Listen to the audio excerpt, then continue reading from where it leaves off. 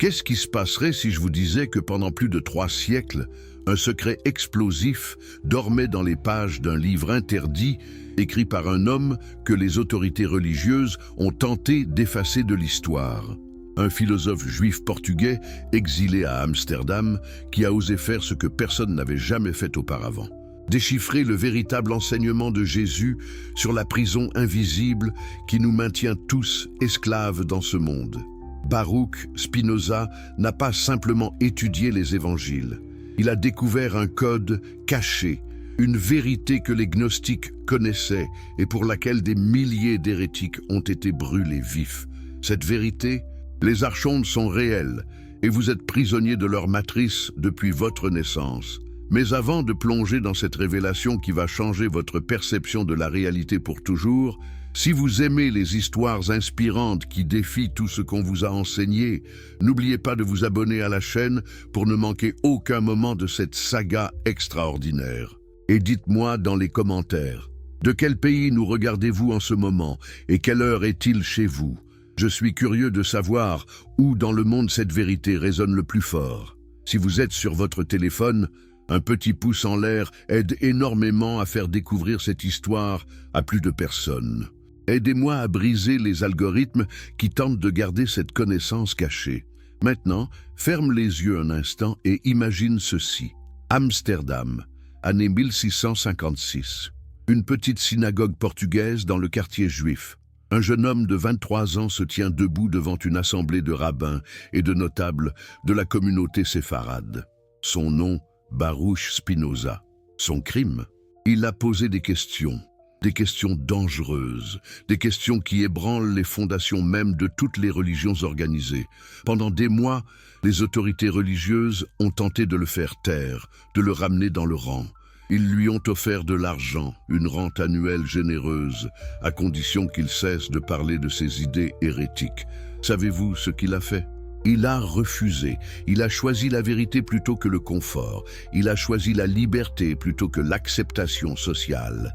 Ce jour-là, les rabbins ont prononcé contre lui le chérem le plus sévère de toute l'histoire juive.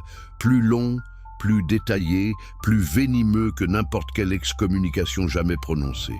Écoutez ces mots terrifiants. Par le jugement des anges et des saints, nous excommunions, maudissons et anathématisons Baruch Spinoza avec toutes les malédictions écrites dans la loi. Qu'il soit maudit le jour et maudit la nuit. Qu'il soit maudit quand il se couche et maudit quand il se lève. Qu'il soit maudit quand il sort et maudit quand il entre. Que personne ne lui parle, que personne ne lui écrive, que personne ne lui fasse aucune faveur, que personne ne reste sous le même toit que lui, que personne ne s'approche de lui à moins de 4 coudées. Pourquoi une telle rage? Pourquoi une telle peur? Qu'est-ce que ce jeune homme avait découvert pour mériter une condamnation aussi absolue? Les rabbins ne l'ont jamais dit explicitement dans le chérem, mais nous savons maintenant. Spinoza avait commencé à lire les textes sacrés d'une manière complètement nouvelle. Il appliquait la raison pure aux Écritures. Il osait questionner si Moïse avait vraiment écrit le Pentateuque. Il osait suggérer que les miracles pouvaient être expliqués naturellement. Il osait dire que Dieu n'était pas un vieux barbu, assis sur un trône dans le ciel, jugeant et punissant. Mais surtout, il avait mis la main sur des textes que l'Église catholique avait brûlés pendant des siècles. Des évangiles apocryphes, des manuscrits gnostiques, des fragments de sagesse ancienne que les communautés juives séfarades avaient cachés en fuyant l'Inquisition espagnole. Qu'est-ce que ces textes révélaient? Une cosmologie radicalement différente de celle enseignée dans les églises et les synagogues. Une vision du monde où Jésus n'était pas venu sauver l'humanité du péché, mais la libérer d'une prison métaphysique construite par des entités appelées archontes. Des êtres qui gouvernent ce monde matériel, qui se nourrissent de notre ignorance, de nos peurs, de nos passions tristes, des parasites spirituels qui nous maintiennent dans un état permanent de servitude émotionnelle et intellectuelle. Vous pensez peut-être que cela ressemble à de la science-fiction, que c'est du délire mystique. Mais restez avec moi, car ce que Spinoza a découvert ensuite va vous glacer le sang.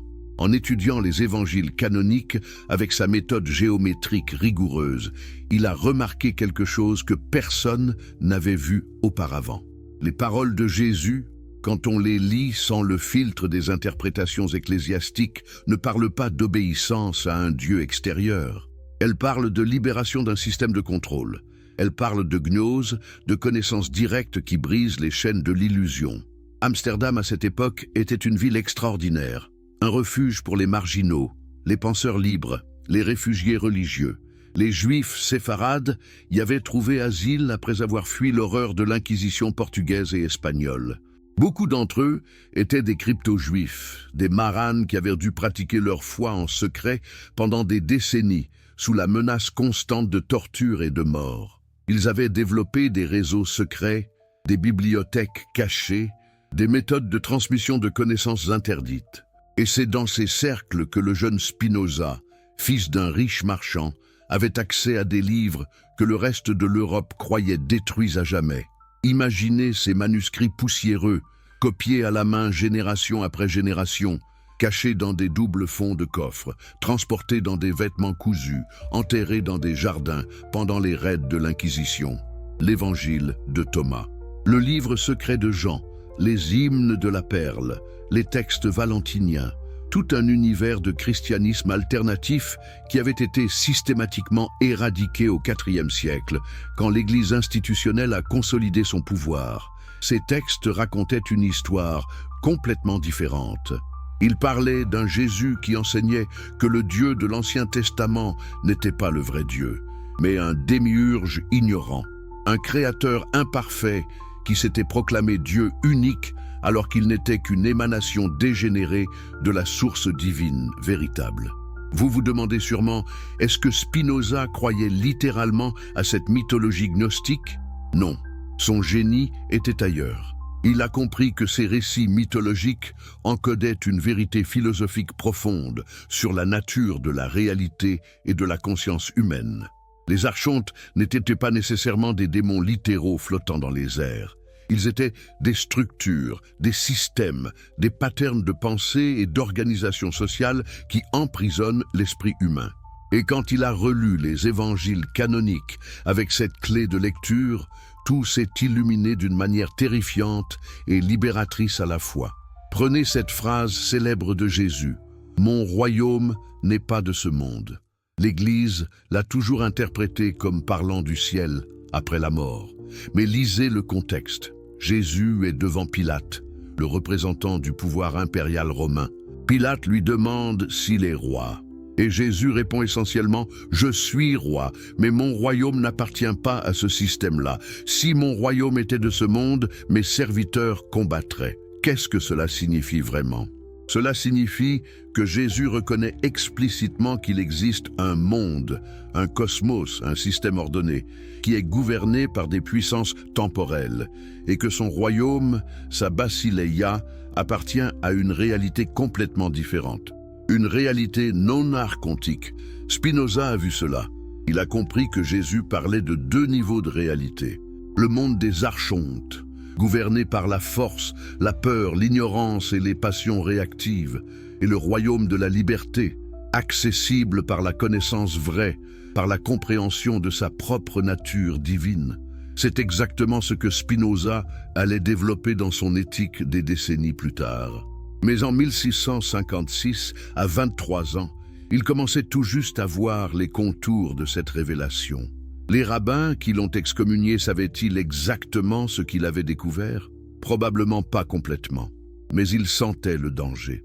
Si Spinoza avait raison, cela signifiait que toute religion organisée, tout système de médiation entre l'humain et le divin était une structure archontique, une prison déguisée en temple, un système de contrôle déguisé en chemin vers le salut. Et cela, aucune autorité religieuse ne pouvait le tolérer, car cela signifierait leur propre obsolescence, leur propre révélation comme parasites spirituels.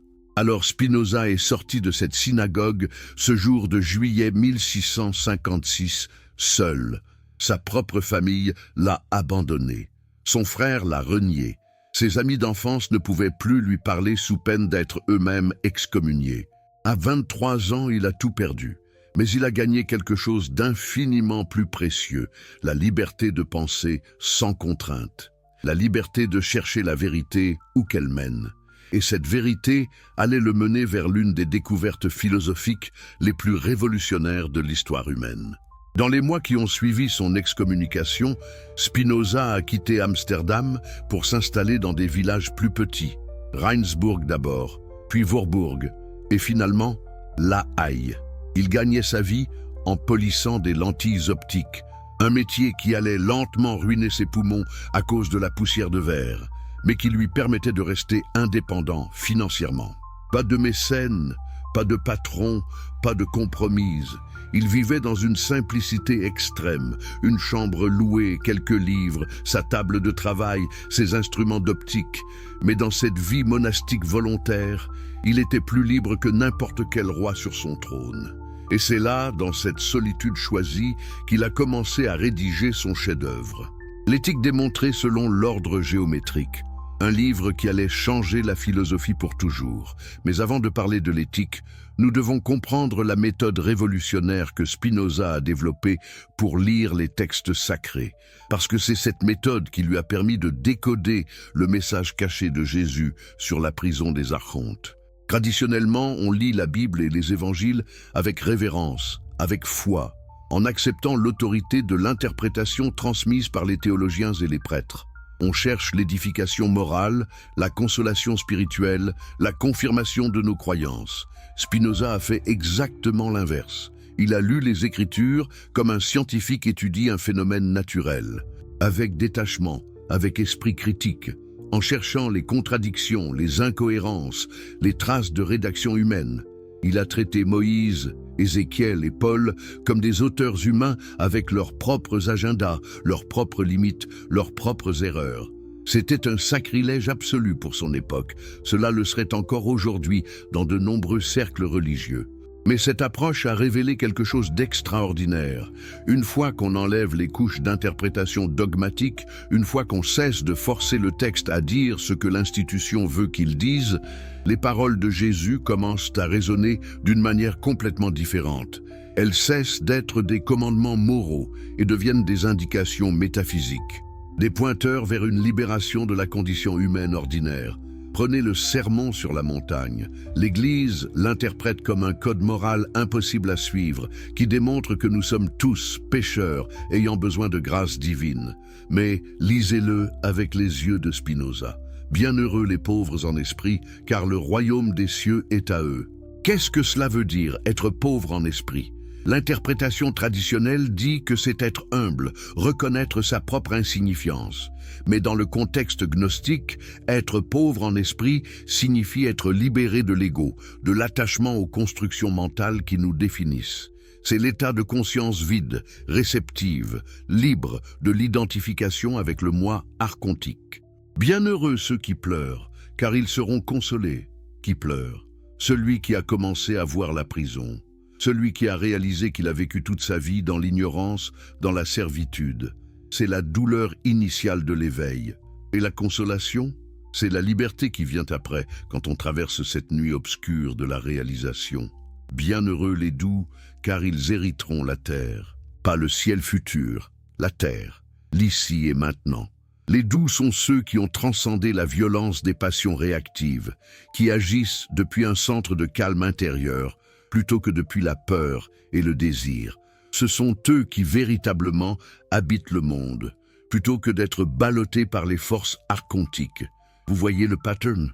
Chaque béatitude décrit un état de conscience libéré de la prison archontique. Ce ne sont pas des vertus morales à cultiver pour plaire à un Dieu extérieur. Ce sont des descriptions d'états d'être qui résultent naturellement de la libération. Spinoza a vu cela parce qu'il avait lui-même commencé à expérimenter ces états. Son excommunication, aussi douloureuse soit-elle, avait été une libération. Il avait pleuré la perte de sa communauté, mais avait trouvé une consolation infiniment plus grande dans la compréhension directe de la réalité. Maintenant, parlons de la découverte la plus explosive de Spinoza dans les évangiles. La clé qui déverrouille toute la cosmologie gnostique et qui révèle la vraie nature des archontes. Cette découverte se trouve dans le dialogue entre Jésus et les pharisiens, dans l'évangile de Jean, chapitre 8. C'est l'un des passages les plus controversés du Nouveau Testament, et l'Église a toujours eu du mal à l'expliquer de manière satisfaisante. Mais quand on le lit avec la grille de lecture gnostique, tout devient clair d'une clarté aveuglante.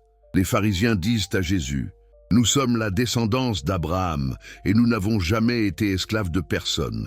Comment peux-tu dire que nous deviendrons libres ?»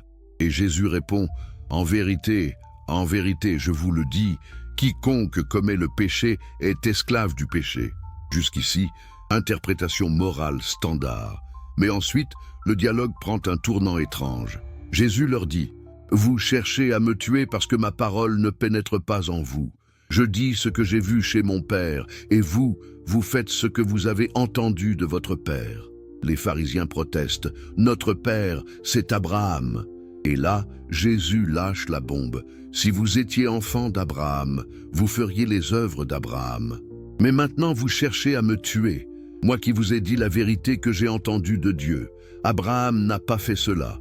Vous faites les œuvres de votre Père. » Il réplique, offensé: « Nous ne sommes pas nés de la fornication. Nous avons un seul Père, Dieu. » Et c'est là que Jésus prononce les paroles les plus hérétiques jamais enregistrées dans les évangiles canoniques. « Si Dieu était votre Père, vous m'aimeriez, car c'est de Dieu que je suis sorti et que je viens. Je ne suis pas venu de moi-même, mais c'est lui qui m'a envoyé. Pourquoi ne comprenez-vous pas mon langage? Parce que vous ne pouvez pas écouter ma parole. Vous avez pour père le diable, et vous voulez accomplir les désirs de votre père. Il a été meurtrier dès le commencement, et il ne se tient pas dans la vérité, parce qu'il n'y a pas de vérité en lui. Lorsqu'il profère le mensonge, il parle de son propre fond, car il est menteur et le père du mensonge. » Vous avez compris ce qui vient de se passer? Jésus dit explicitement aux autorités religieuses juives que leur Dieu n'est pas son Dieu, que leur père spirituel est le diable, le père du mensonge, le meurtrier dès le commencement. Qui est meurtrier dès le commencement dans l'Ancien Testament? Le Dieu de la Genèse qui maudit Adam et Ève, qui expulse du jardin, qui instaure la mort comme punition. Le Dieu jaloux, colérique, vengeur de l'Ancien Testament. Jésus est en train de dire que ce Dieu-là n'est pas le vrai Dieu, mais une entité trompeuse qui se fait passer pour le Créateur suprême. C'est exactement la cosmologie gnostique. Le démiurge, aussi appelé Yaldabaoth, ou sa classe dans les textes de Nag Hammadi, est un dieu inférieur, ignorant, qui a créé ce monde matériel comme une prison pour les étincelles divines tombées du pléroma, le royaume de lumière véritable. Ce démiurge proclame « Je suis Dieu, il n'y en a pas d'autre que moi », révélant par là même son ignorance fondamentale de la source transcendante au-delà de lui. Et c'est ce démiurge qui gouverne à travers ses servants, les archontes, les autorités de ce monde de ténèbres. Spinoza a lu ce passage et a eu une illumination. Jésus n'était pas venu apporter une nouvelle religion. Il était venu révéler que la religion existante était une construction des archontes. Il était venu enseigner une voie de libération qui ne passait pas par l'obéissance à des lois externes, mais par la connaissance intérieure, par la reconnexion avec la source divine qui habite au plus profond de chaque être humain. Le royaume de Dieu est au-dedans de vous n'est pas une métaphore pieuse. C'est une description littérale de la réalité ontologique. Mais si c'est vrai, pourquoi l'Église chrétienne n'a-t-elle pas enseigné cela pendant 2000 ans?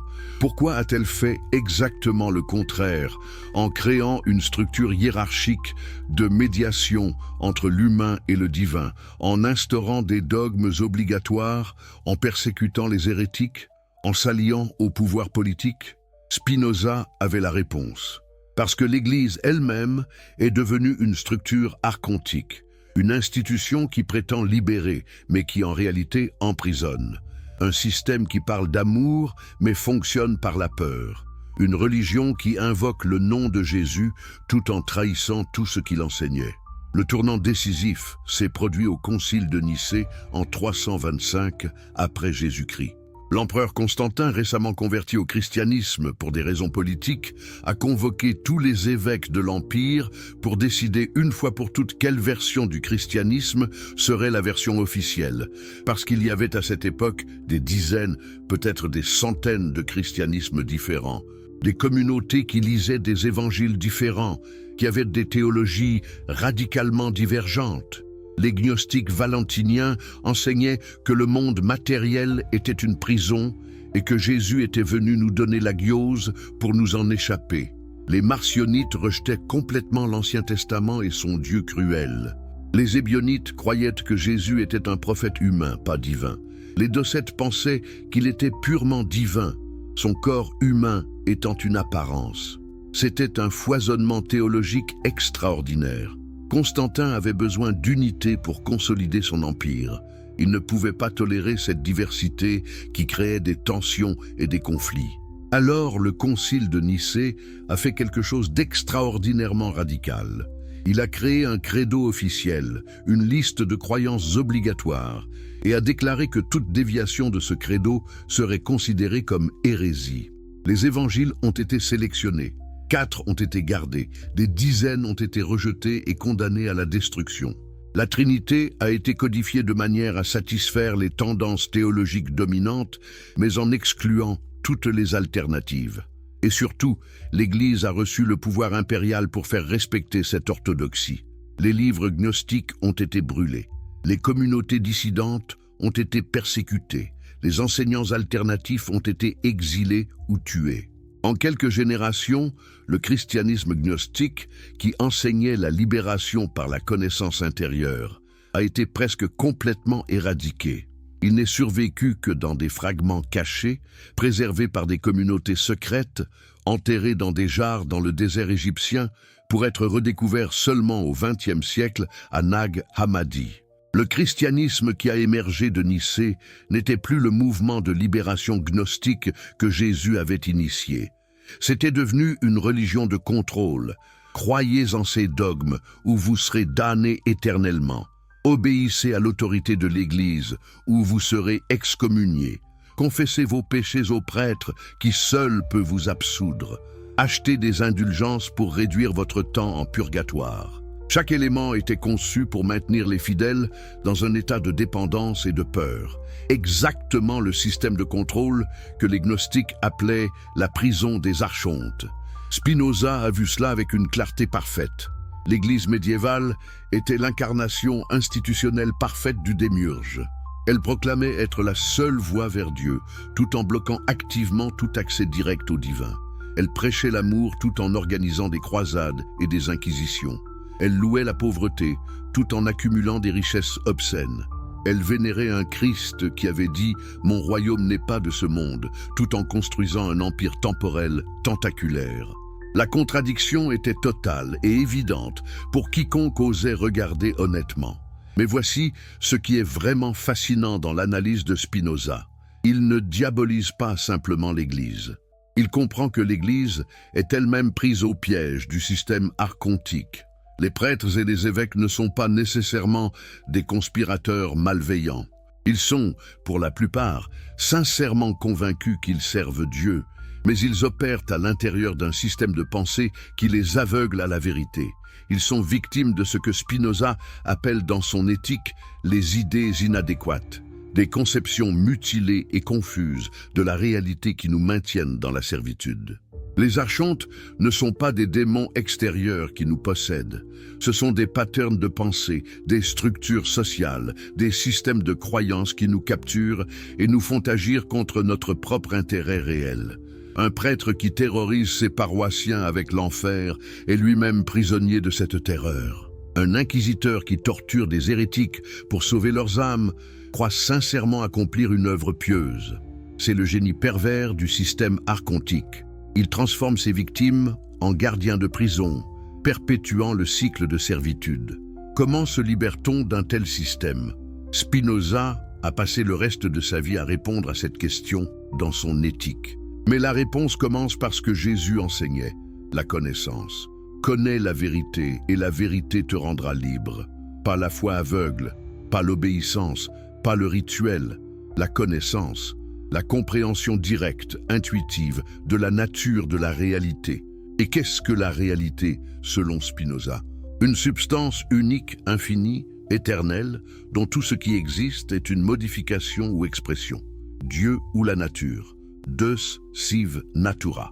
Cette formule était d'une radicalité absolue. Elle détruisait d'un coup toute la structure hiérarchique de la métaphysique chrétienne. Plus de séparation entre créateur et création, plus de Dieu transcendant régnant depuis les cieux, plus de monde surnaturel opposé au monde naturel. Tout est nature, tout est Dieu. Vous êtes Dieu, je suis Dieu. Chaque pierre, chaque arbre, chaque étoile, et Dieu s'exprimant sous une forme particulière. Il n'y a nulle part où aller pour trouver Dieu parce que tout est déjà Dieu. Vous comprenez maintenant pourquoi Spinoza était si dangereux? Si tout est Dieu, alors personne n'a besoin d'un prêtre comme intermédiaire. Si la substance divine est en vous, comme elle est partout ailleurs, alors vous avez un accès direct au divin. Si Dieu n'est pas une personne qui juge et punit, mais la nécessité même de la nature, alors il n'y a pas d'enfer, pas de punition éternelle, pas de système de récompense et châtiment pour contrôler le comportement. La totalité de la structure de contrôle s'effondre. Et c'est exactement ce que Jésus enseignait selon Spinoza. Le royaume de Dieu est au-dedans de vous. Moi et le Père, nous sommes un. Celui qui m'a vu a vu le Père. Vous êtes des dieux, citant les psaumes. Les œuvres que je fais, vous les ferez aussi, et vous en ferez de plus grandes encore. Chaque parole de Jésus, quand on l'entend sans le filtre du dogme chrétien, est une invitation à reconnaître notre propre divinité, notre propre liberté, notre propre pouvoir créateur. Les archontes, dans ce cadre spinoziste, sont les forces qui nous empêchent de réaliser cette vérité. Ce sont les passions tristes comme la peur, la haine, l'envie, qui nous maintiennent dans un état de réactivité constante. Ce sont les superstitions qui nous font imaginer un Dieu capricieux, qu'il faut apaiser par des sacrifices et des prières. Ce sont les institutions qui prétendent détenir un monopole sur la vérité spirituelle. Ce sont les idées inadéquates qui fragmentent notre compréhension de la réalité et nous font croire que nous sommes séparés du tout.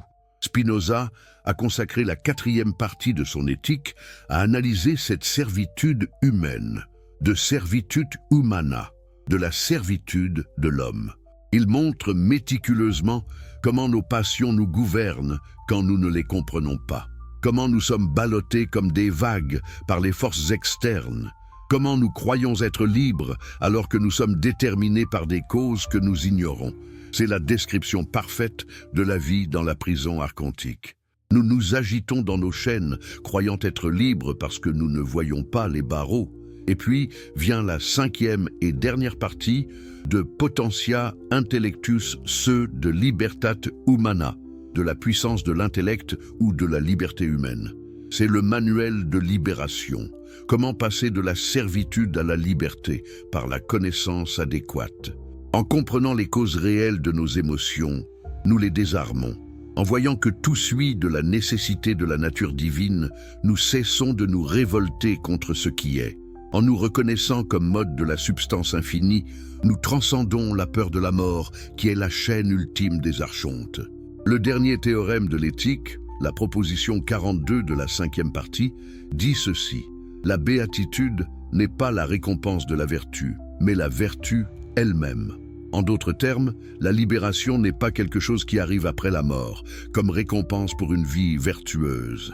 La libération est ici et maintenant, dans la compréhension même. Quand vous connaissez véritablement, vous êtes libre. Quand vous êtes libre, vous êtes béat. C'est exactement ce que Jésus enseignait.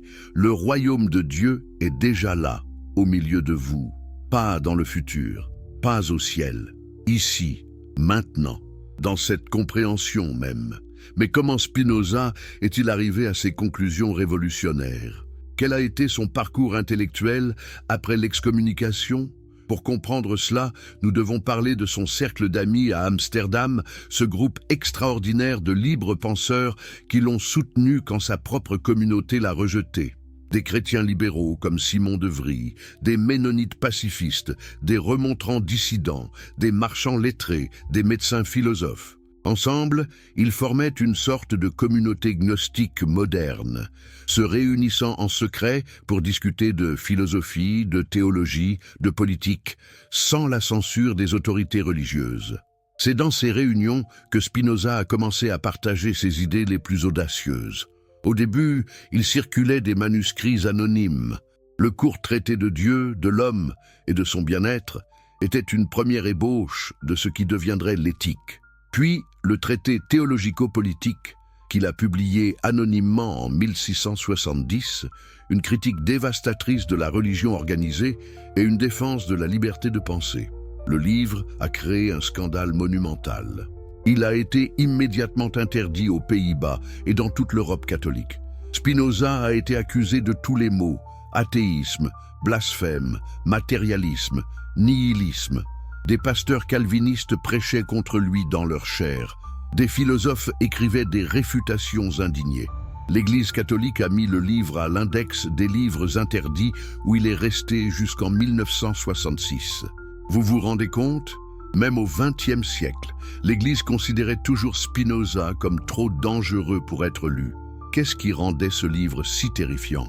Il démontrait, avec une logique implacable, que les miracles sont impossibles, que les prophètes n'étaient que des hommes avec une imagination vive, que la Bible a été écrite par des humains faillibles pour des audiences spécifiques dans des contextes historiques particuliers, et surtout que la vraie religion n'a rien à voir avec la théologie ou les rituels, mais consiste uniquement dans la justice et la charité. Tout le reste, dogmes, cérémonies, hiérarchies ecclésiastiques, est superflu au mieux, et au pire, un obstacle à la vraie piété. Imaginez l'impact de ces idées au XVIIe siècle. L'Europe sortait à peine des guerres de religion qui avaient dévasté le continent pendant plus d'un siècle. Catholiques et protestants s'étaient entretués par millions pour des questions de doctrine. Et voilà qu'arrive Spinoza qui dit « Toutes ces doctrines n'ont aucune importance. Vous vous êtes massacrés pour rien. La vraie religion est universelle et simple. Aimez votre prochain, agissez avec justice. Point final. » Pas besoin de savoir si le Christ est consubstantiel au Père ou si la transsubstantiation est réelle. Ces disputes théologiques sont des prisons archontiques qui nous distraient de ce qui compte vraiment. Mais revenons à notre question centrale. Comment Spinoza a-t-il décodé spécifiquement l'enseignement de Jésus sur les archontes? Nous avons vu qu'il a identifié les passages où Jésus semble distinguer entre le vrai Dieu et le Dieu de ce monde. Mais il y a plus. Il y a toute une série de paroles de Jésus qui, lues dans cette perspective, prennent un sens complètement nouveau et cohérent. Prenez par exemple la parabole du semeur. Jésus raconte qu'un semeur sort semer. Certaines graines tombent au bord du chemin et les oiseaux les mangent. D'autres tombent sur un sol rocailleux, germent rapidement mais meurent faute de racines profondes quand le soleil brûle. D'autres tombent parmi les épines qui les étouffent. Et d'autres enfin tombent dans la bonne terre et produisent du fruit au centuple. L'interprétation traditionnelle moralise cette parabole. Les graines sont la parole de Dieu. Les différents sols représentent différents types de personnes avec différents niveaux de réceptivité spirituelle. Mais Spinoza y voit quelque chose de plus profond. Les graines sont la gnose, la connaissance libératrice.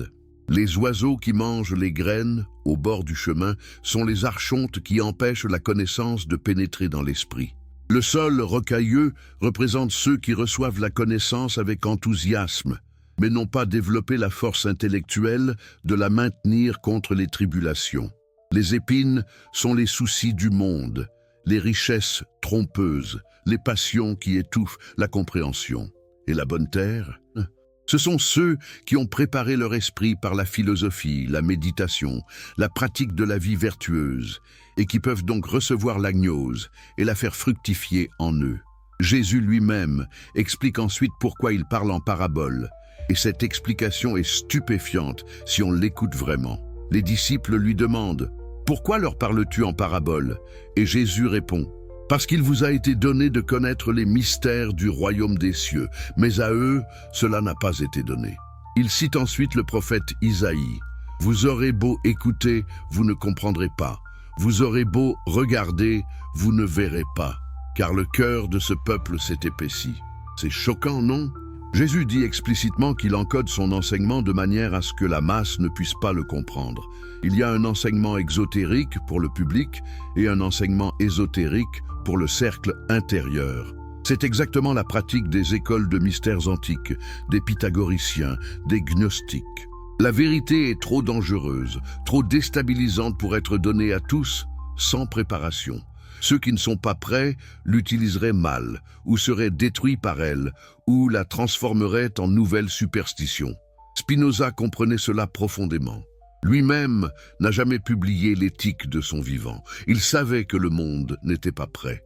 Il l'a terminé vers 1675, mais a décidé de ne pas le publier après avoir reçu des menaces de mort et des avertissements que sa vie serait en danger s'il le faisait. L'éthique n'a été publiée qu'après sa mort en 1677 par ses amis fidèles qui ont risqué leur propre sécurité pour faire connaître son œuvre. Et même alors, le livre a été immédiatement interdit partout, et ceux qui le possédaient devaient le cacher. Pourquoi cette peur de la connaissance? Parce que la connaissance libère vraiment. Une population qui comprend la vraie nature de la réalité ne peut plus être contrôlée par la peur et la superstition. C'est pourquoi les archontes, qu'ils soient des prêtres, des politiciens ou des oligarques modernes, ont toujours combattu la diffusion de la connaissance. Ils brûlent des livres, ils persécutent des penseurs, ils créent des systèmes éducatifs qui formatent plutôt qu'illuminent. Ils maintiennent délibérément les populations dans l'ignorance, parce que l'ignorance est la chaîne la plus forte. Jésus le savait. Dans l'évangile de Thomas, un texte gnostique retrouvé à Nag Hammadi, il y a ce logion extraordinaire. Si vous faites sortir ce qui est en vous, ce que vous faites sortir vous sauvera. Si vous ne faites pas sortir ce qui est en vous, ce que vous ne faites pas sortir vous détruira. Qu'est-ce qui est en nous? La gnose, la connaissance divine, l'étincelle de lumière du pléroma. Si nous l'actualisons, si nous la réalisons, nous sommes sauvés, libérés de la prison archontique. Si nous la laissons dormante, elle se retourne contre nous et notre vie devient une souffrance perpétuelle dans l'ignorance. C'est exactement ce que Spinoza développe dans l'éthique. Chaque être humain a le potentiel de passer de la servitude à la liberté, de la connaissance inadéquate à la connaissance adéquate, des passions tristes aux affections joyeuses. Mais ce potentiel doit être actualisé. Il ne suffit pas de l'avoir. Il faut le réaliser par un travail patient et constant. Et ce travail est difficile. Spinoza le dit explicitement dans la dernière phrase de l'éthique. Tout ce qui est excellent est aussi difficile que rare. Rare. Voilà le mot clé. La libération n'est pas pour les masses, non pas parce qu'elle leur est interdite, mais parce qu'elle demande un effort que peu sont prêts à faire. Il est tellement plus facile de rester dans la prison confortable de la croyance, de suivre le troupeau, d'accepter les opinions toutes faites. La liberté demande du courage. Elle demande de penser par soi-même. Elle demande de supporter la solitude. Elle demande de renoncer au confort de la certitude dogmatique. Voilà pourquoi la porte est étroite et le chemin resserré qui mène à la vie, et il en est peu qui le trouvent, comme Jésus l'a dit. Maintenant, explorons un autre aspect crucial de l'enseignement caché de Jésus que Spinoza a décodé, la nature de ce que Jésus appelle le prince de ce monde. Dans l'évangile de Jean, Jésus utilise cette expression 3 fois. Maintenant, c'est le jugement de ce monde. Maintenant, le prince de ce monde va être jeté dehors. Je ne parlerai plus guère avec vous, car le prince de ce monde vient et il n'a rien en moi. Le prince de ce monde est jugé. Qui est ce prince de ce monde? L'interprétation chrétienne traditionnelle dit que c'est Satan. Mais réfléchissez, si c'est simplement Satan, un ange déchu, pourquoi l'appeler prince de ce monde spécifiquement? Cela implique qu'il y a d'autres mondes dont il n'est pas le prince. Et surtout, comment peut-il être le prince du monde si Dieu est tout-puissant et gouverne toute la création? La théologie chrétienne ne peut pas répondre de manière cohérente à ces questions sans tomber dans le dualisme manichéen qu'elle a elle-même condamné. Mais dans la cosmologie gnostique, tout devient clair. Le prince de ce monde est le démiurge, Yaldabaoth, le créateur ignorant de cet univers matériel. Il est le prince, c'est-à-dire le gouverneur, l'archonte en chef de ce cosmos particulier.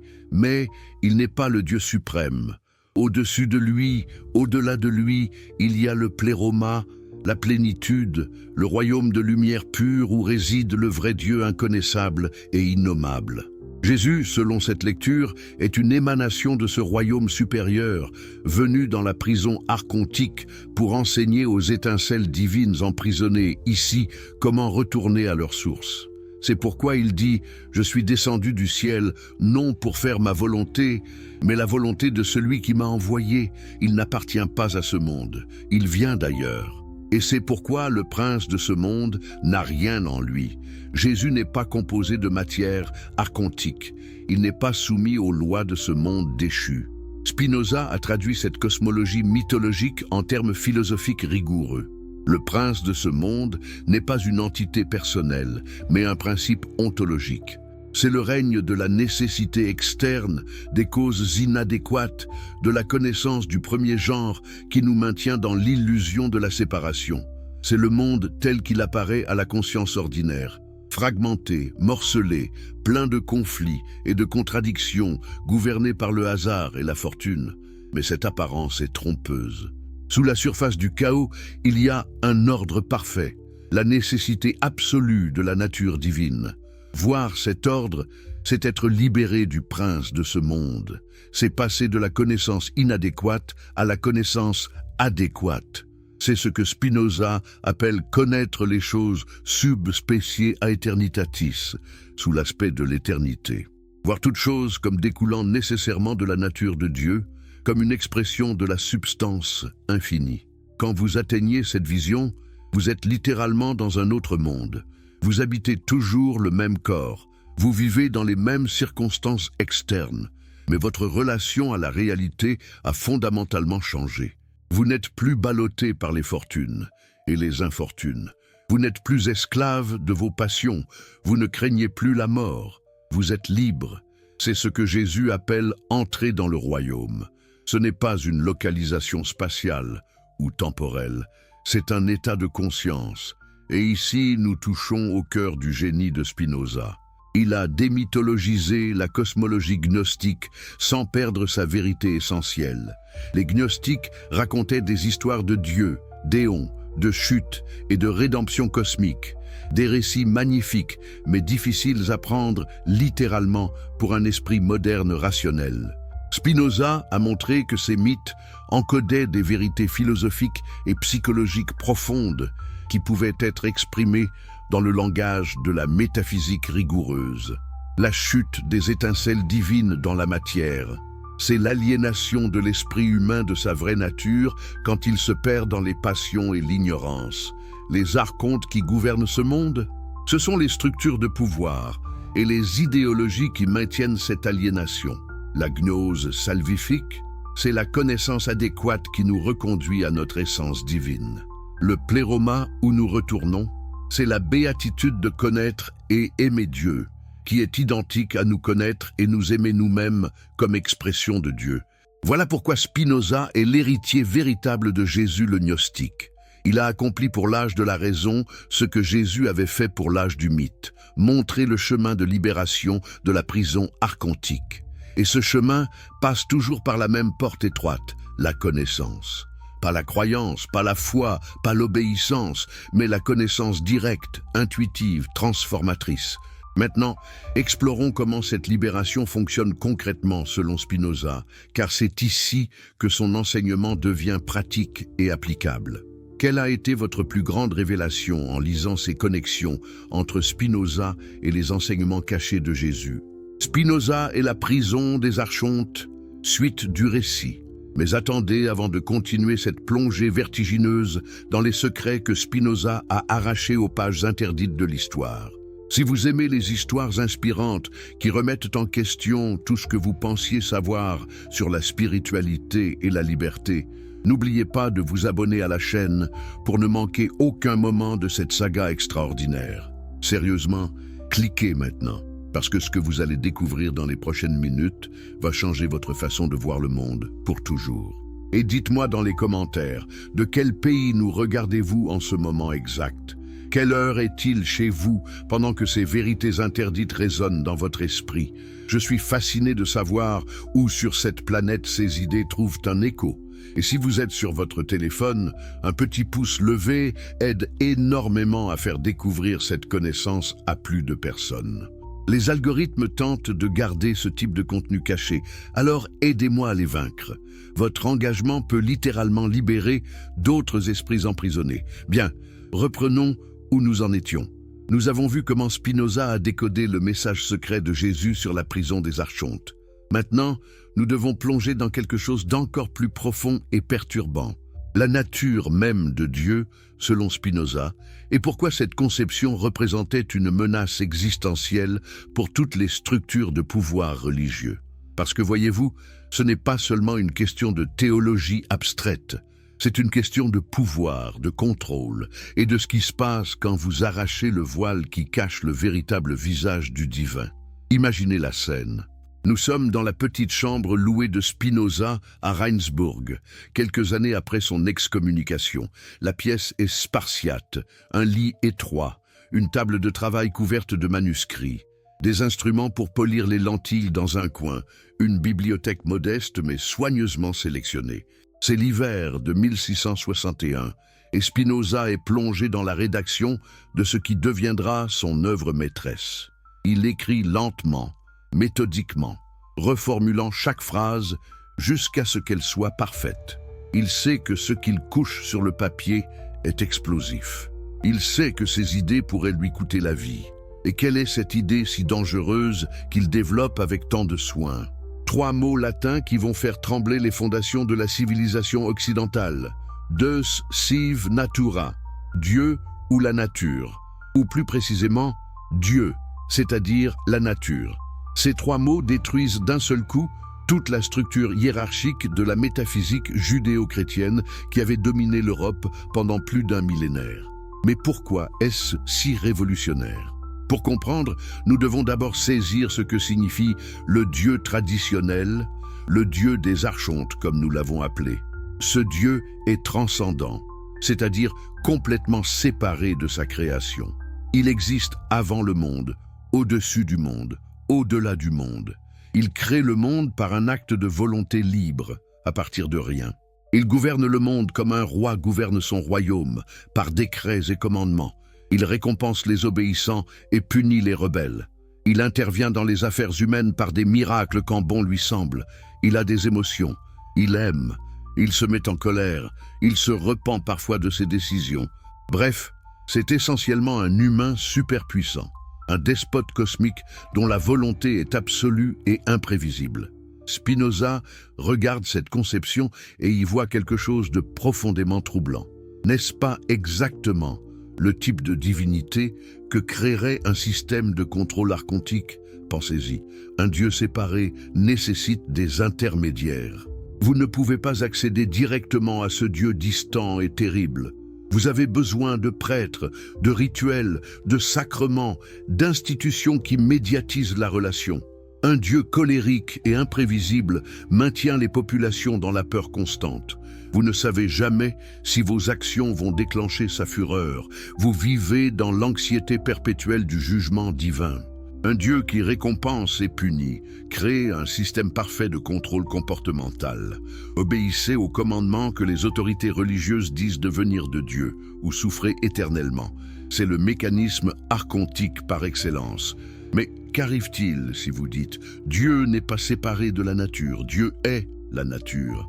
Toute cette structure s'effondre instantanément. Il n'y a plus de Dieu extérieur qui donne des commandements. Il n'y a que la nécessité de la nature elle-même que Spinoza identifie à Dieu. Les lois de la nature sont les lois de Dieu. Comprendre comment la nature fonctionne, c'est comprendre Dieu. Il n'y a pas de miracle parce que Dieu ne peut pas violer ses propres lois, qui sont identiques à son essence même. Il n'y a pas de jugement moral cosmique parce que la nature ne juge pas. Elle est simplement ce qu'elle est. Vous voyez la radicalité absolue de cette position? Spinoza élimine d'un trait toute la superstructure théologique qui justifiait le pouvoir des églises. Si Dieu est la nature, alors étudier la nature par la science est une activité religieuse au sens le plus profond.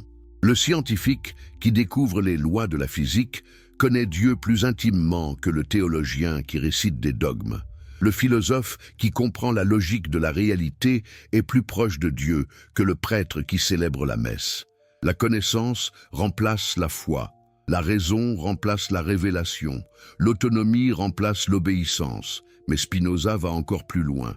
Non seulement Dieu est identique à la nature, mais tout ce qui existe est une modification, un mode, une expression de cette substance divine unique. Vous êtes Dieu s'exprimant sous une forme particulière. Moi aussi. Chaque arbre, chaque pierre, chaque étoile lointaine. Il n'y a rien qui ne soit Dieu. C'est ce qu'on appelle le panthéisme. Et pour l'Europe du XVIIe siècle, c'était équivalent à l'athéisme. Parce que si tout est Dieu, alors rien n'est spécialement sacré. Il n'y a pas de distinction entre profane et sacré, entre matière et esprit, entre naturel et surnaturel. Maintenant, voici la question cruciale. Est-ce que Jésus enseignait cela? Spinoza était absolument convaincu que oui. Regardez ce que Jésus dit dans l'évangile de Jean. « Moi et le Père, nous sommes un ». Les autorités religieuses juives voulaient le lapider pour cette affirmation, l'accusant de blasphème parce qu'étant un homme, il se faisait Dieu. Et comment Jésus répond-il? Il cite le psaume 82. « N'est-il pas écrit dans votre loi? J'ai dit, vous êtes des dieux. Si elle a appelé Dieu ceux à qui la parole de Dieu a été adressée, comment dites-vous que je blasphème parce que j'ai dit « Je suis fils de Dieu ». C'est absolument extraordinaire si vous y réfléchissez. Jésus ne dit pas « Je suis spécialement Dieu et vous ne l'êtes pas ». Il dit « Vous êtes tous des dieux ». Il universalise la divinité. Il démocratise l'accès au divin. C'est exactement la position spinoziste. Nous sommes tous des modifications de la substance divine. Nous sommes tous Dieu s'exprimant sous des formes particulières. La seule différence entre Jésus et nous, selon cette lecture, est que lui réalisait pleinement cette vérité, tandis que nous vivons dans l'ignorance de notre propre nature divine. Et c'est précisément cette ignorance que les archontes cultivent et maintiennent. Parce que le jour où l'humanité réalise collectivement qu'elle est divine, qu'elle n'a besoin d'aucun intermédiaire, qu'elle possède déjà tout ce qu'elle cherche à l'extérieur, ce jour-là, toutes les structures de contrôle s'effondrent. Les prêtres perdent leur pouvoir, les rois perdent leur légitimité divine. Les riches ne peuvent plus invoquer la volonté de Dieu pour justifier l'inégalité. C'est la révolution ultime, non pas politique mais métaphysique. C'est la libération totale de la prison archontique. Mais comment passe-t-on de l'ignorance de notre nature divine à sa réalisation? Comment brise-t-on les chaînes qui nous maintiennent dans l'obscurité? Spinoza a consacré la majeure partie de son éthique à répondre à cette question. Et sa réponse est d'une profondeur et d'une sophistication extraordinaires. Il ne propose pas une solution magique, pas de rituel secret, pas de révélation soudaine. Il propose un chemin graduel, méthodique, exigeant, un chemin qui demande tout ce que vous avez, votre intelligence, votre courage, votre persévérance. Le point de départ, selon Spinoza, est la compréhension que nous sommes esclaves. Esclaves de quoi? De nos passions, de nos émotions réactives, de nos désirs et aversions qui nous ballottent comme des vagues sur l'océan. Nous croyons être libres parce que nous sommes conscients de nos désirs, mais ignorants des causes qui les produisent. Un homme assoiffé croit librement désirer boire, mais il ignore les causes physiologiques de sa soif qui le déterminent nécessairement à désirer. De même, nous croyons librement choisir nos opinions, nos valeurs, nos actions, alors que nous sommes déterminés par une infinité de causes que nous ne comprenons pas. Cette servitude fondamentale, Spinoza l'appelle connaissance du premier genre ou connaissance inadéquate. C'est la connaissance par ouï-dire, par imagination, par expérience vague et non systématique. C'est la vie ordinaire où nous réagissons aux stimuli externes sans comprendre pourquoi. Un enfant brûlé par le feu apprend à le craindre, mais ne comprend pas la nature chimique de la combustion. Un homme trompé par un ami apprend à se méfier, mais ne comprend pas les mécanismes psychologiques de la trahison. Nous accumulons des associations d'idées, des habitudes, des préjugés, mais sans réelle compréhension. Et les archontes adorent cette ignorance. Ils la cultivent activement. Parce qu'une population ignorante est une population contrôlable. Si vous ne comprenez pas pourquoi vous ressentez ce que vous ressentez, si vous ne connaissez pas les causes de vos peurs et de vos désirs, alors on peut facilement vous manipuler en activant ses peurs et désirs. La publicité moderne est une science archontique perfectionnée. Elle court-circuite votre raison et active directement vos circuits émotionnels primitifs. La propagande politique fonctionne de la même manière. Elle ne convainc pas par des arguments rationnels, elle manipule par des images, des symboles, des appels tribaux. Jésus connaissait ce mécanisme. Quand il chasse les marchands du temple, il ne fait pas seulement un geste contre la corruption. Il attaque le système archontique qui transforme la religion en marchandise, qui exploite les peurs et les espoirs des fidèles pour en tirer profit. Le temple était devenu une machine à produire de la servitude émotionnelle. On vendait des animaux sacrificiels à des prix exorbitants aux pèlerins venus de loin. On leur disait qu'ils devaient acheter et sacrifier pour apaiser Dieu. On les maintenait dans un cycle perpétuel de péché, de culpabilité, de sacrifice, de temporaire soulagement, puis à nouveau de péché. C'est le modèle archontique parfait. Créer un besoin artificiel, se positionner comme le seul à pouvoir le satisfaire, puis exploiter cette dépendance. Alors comment sortir de ce cycle? Spinoza propose une méthode révolutionnaire qu'il appelle connaissance du deuxième genre, ou raison. C'est la compréhension des causes. Quand vous comprenez pourquoi vous ressentez une émotion, cette compréhension même modifie votre relation à cette émotion. Vous cessez d'être complètement identifié à elle. Vous créez un espace, une distance. L'émotion ne disparaît pas nécessairement, mais son emprise sur vous diminue. Prenons un exemple concret. Imaginons que vous ressentez de la colère contre quelqu'un qui vous a offensé. Si vous restez au niveau de la connaissance inadéquate, cette colère vous consume. Vous ruminez, vous fantasmez sur la vengeance, vous êtes obsédé. Mais si vous commencez à analyser cette colère rationnellement, quelque chose change. Vous réalisez que cette personne a agi ainsi à cause de ses propres blessures, de son propre conditionnement, de ses propres limitations. Vous voyez la chaîne causale qui l'a mené à cet acte. Vous comprenez que dans ces circonstances, avec son histoire, elle ne pouvait pas agir autrement. Cette compréhension ne justifie pas nécessairement l'acte, mais elle dissout la colère. À la place vient peut-être de la tristesse, de la compassion ou simplement un détachement serein. C'est ce que Spinoza appelle transformer les passions en actions. Les passions sont ces émotions que nous subissons passivement. Les actions sont ces émotions que nous générons activement par notre compréhension.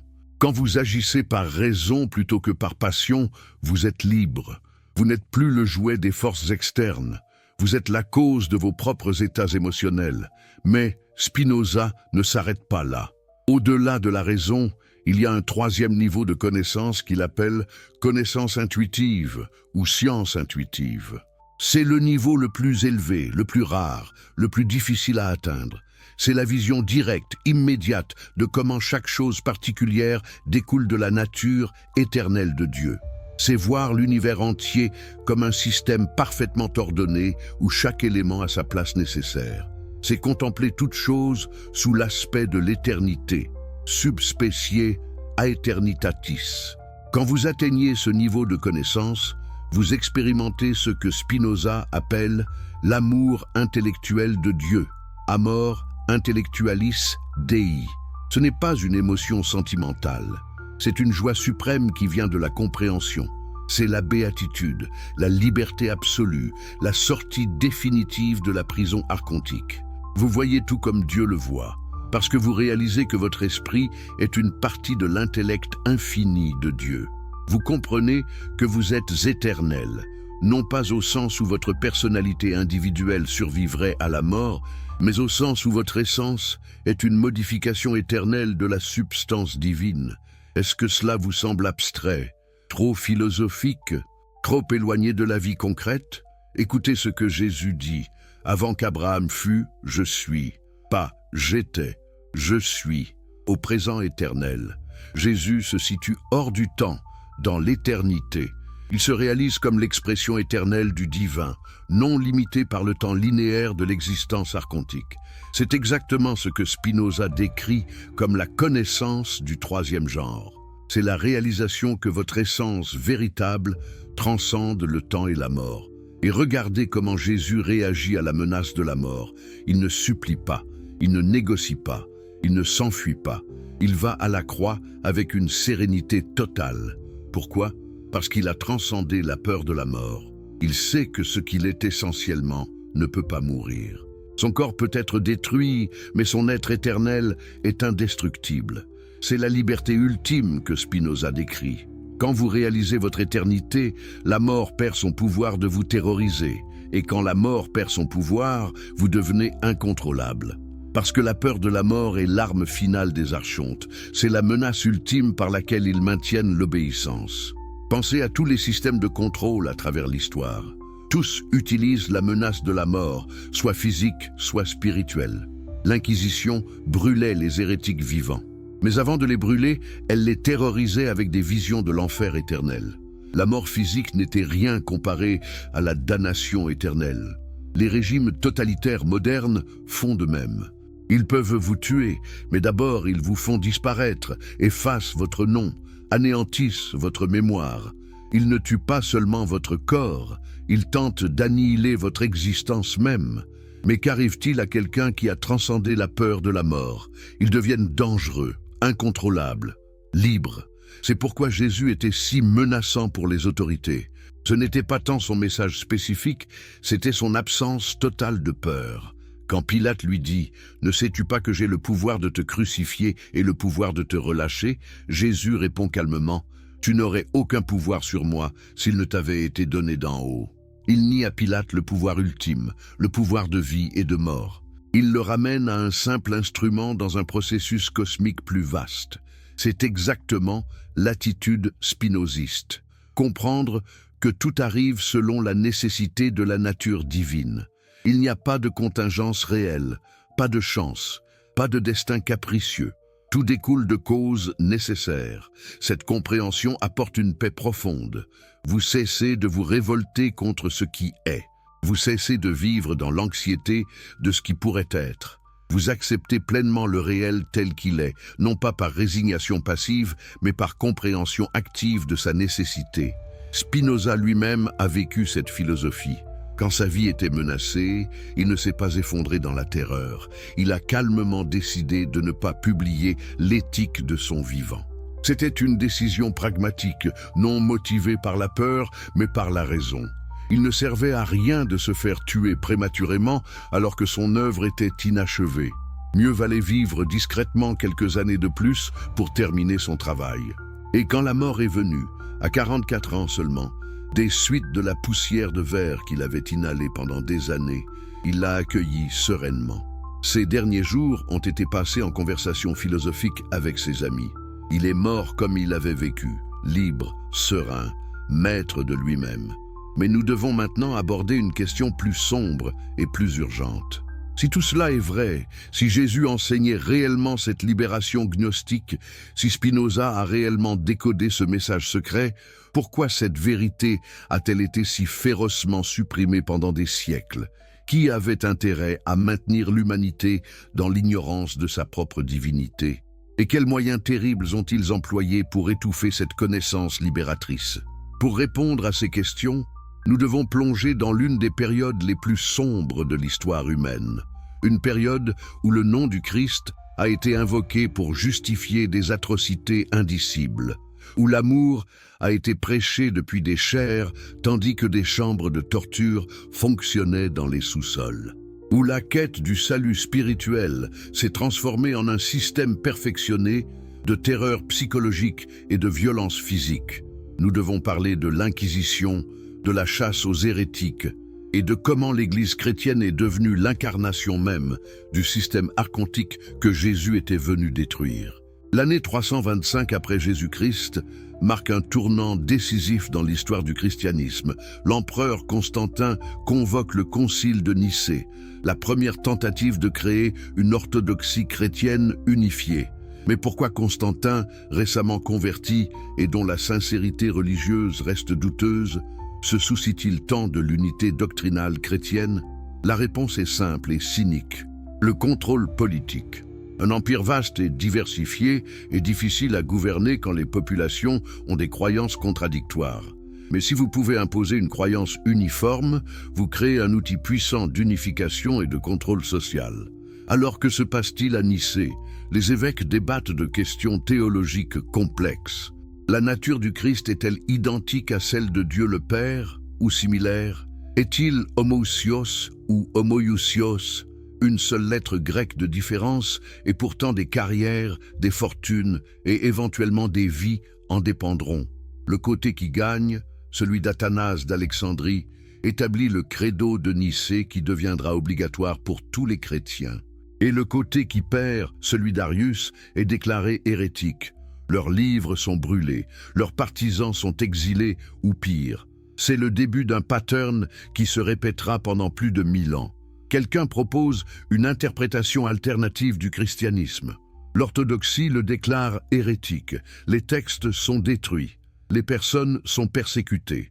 La diversité théologique qui caractérisait le christianisme primitif est systématiquement éradiquée au profit d'une uniformité doctrinale imposée par la force. Et que devient-il des gnostiques dans ce processus?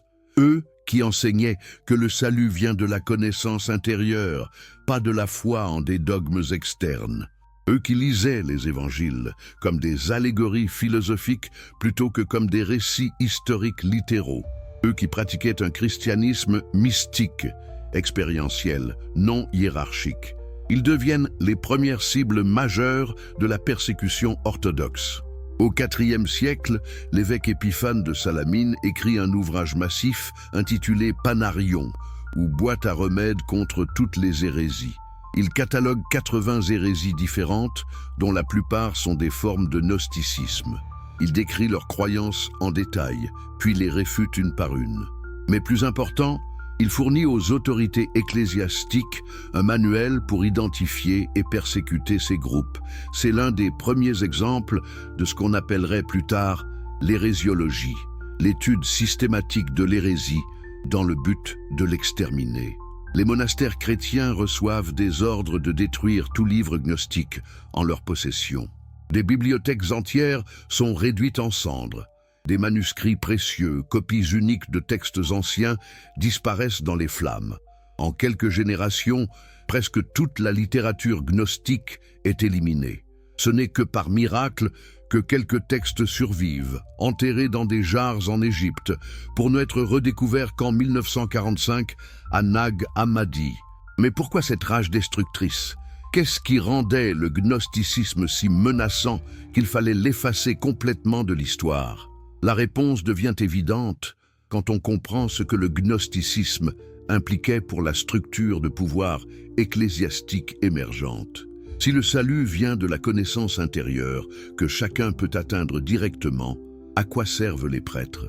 Si Dieu est accessible sans médiation, pourquoi aurions-nous besoin d'une église? Si les Écritures sont des allégories à interpréter librement, qui contrôle le sens? Le gnosticisme menaçait de rendre obsolète toute la hiérarchie ecclésiastique. L'Église orthodoxe, au contraire, construisait un système où elle seule détenait les clés du salut. Les sacrements ne peuvent être administrés que par des prêtres ordonnés. L'interprétation des Écritures est réservée aux autorités ecclésiastiques. La communion avec Dieu passe nécessairement par la médiation de l'Église. Hors de l'Église, point de salut. Extra ecclesiam nulla salus. C'est le monopole parfait. Et comme tout monopole, il doit éliminer la concurrence pour survivre. Mais la destruction des gnostiques n'était que le début. Au fil des siècles, chaque fois qu'un mouvement chrétien émergeait qui remettait en question l'autorité ecclésiastique, il était brutalement supprimé.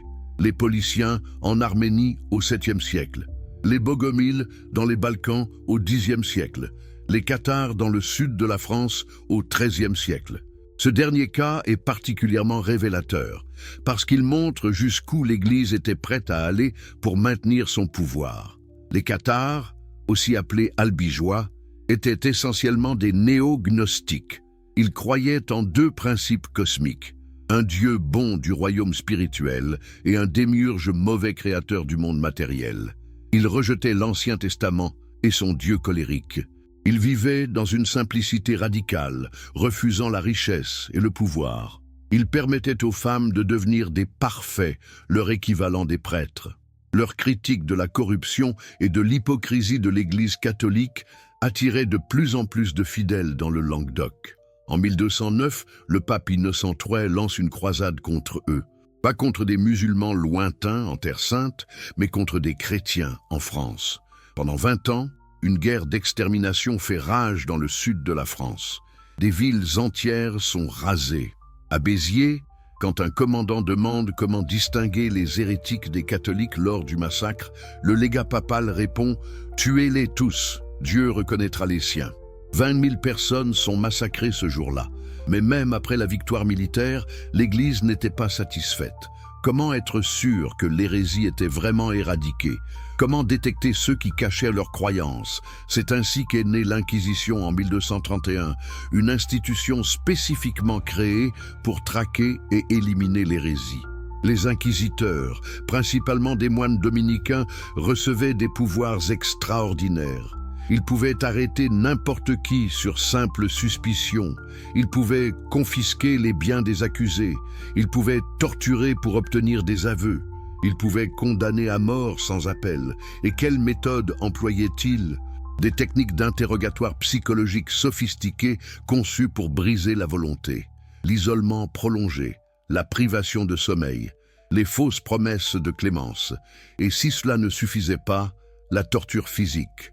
Le chevalet qui étirait les membres jusqu'à la dislocation, l'estrapade qui pendait les victimes par les poignets attachés dans le dos, le brodequin qui écrasait lentement les jambes, la poire d'angoisse insérée dans les orifices du corps, des instruments conçus scientifiquement pour causer le maximum de douleur sans tuer trop rapidement, parce que le but était d'obtenir un aveu, une conversion, une dénonciation d'autres hérétiques, et tout cela était fait au nom du Christ, au nom de l'amour. Pour sauver les âmes de la damnation éternelle. Les inquisiteurs croyaient sincèrement accomplir une œuvre pie. Mieux valait torturer un corps mortel pour quelques heures que de laisser une âme immortelle brûler en enfer pour l'éternité. La logique était implacable, une fois que vous acceptiez les prémices. C'est le génie terrifiant du système archontique. Il transforme les bourreaux en sauveurs, la cruauté en compassion, la persécution en vertu. Spinoza connaissait bien cette histoire. Son propre peuple, les Juifs séfarades, avait subi l'inquisition espagnole et portugaise. Ses ancêtres avaient dû choisir entre conversion forcée au christianisme ou exil. Beaucoup avaient choisi une troisième voie, la conversion extérieure, tout en maintenant la foi juive en secret.